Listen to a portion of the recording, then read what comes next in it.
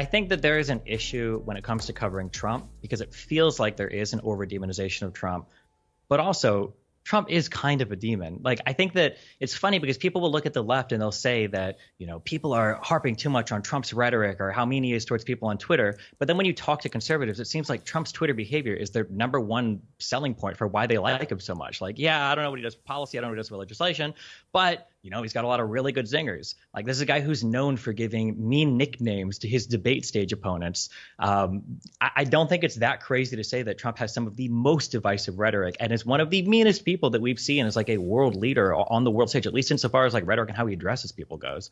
Yeah, but I always say, you see, about this, that there's a lot of hypocrisy about this based around Trump's rhetoric compared to his actions. For example, with Barack Obama, who obviously didn't tweet incendiary things about people and was the epitome of kind of civilized presidential public office behavior. But he still deported over 3 million people. He still ran a terrible drone program. He still dropped more bombs in 1 year than any president in modern history. He kept Guantanamo Bay open despite campaigning to shut it, etc. Yeah, so let's talk about tens of millions. I particularly take quite a bit of umbrage with the description of Donald Trump as demonic. I think that is quite shocking as a Christian myself to call somebody demonic like Donald Trump, who's actually against the 10 million people who have been human smuggled into this country, many of them children. I remember a time not too long ago when people the left cared about children in cages. Yet now they're calling Donald Trump demonic. He wants to stop these human smuggling by the cartels. Have you ever been down to the border, Destiny? Have you seen the rape trees? Have you seen the little children's toys that are left down there from the human smuggling that is created by Joe Biden, the biggest human smuggler in human history? Do you know the carnage and the horror that is being created by those policies? Let's not even talk about what Joe Biden has done to the world stage. Donald Trump brought world peace.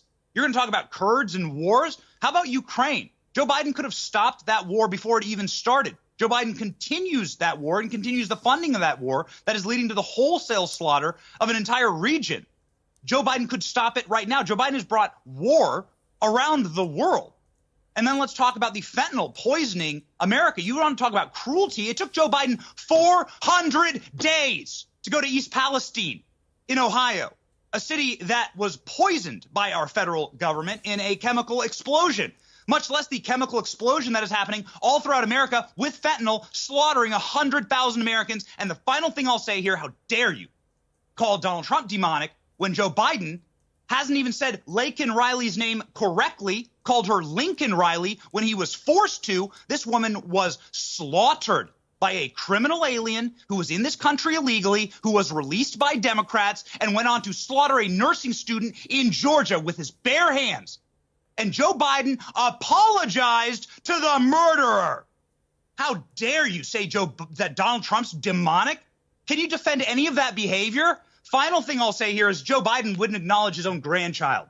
Even the New York Times said that is a sick, evil behavior. So if you're looking for demonic behavior, my friend, I got it for you. It's sitting in the White House in 1600 Pennsylvania Avenue in a diaper right now during nap time. Wow.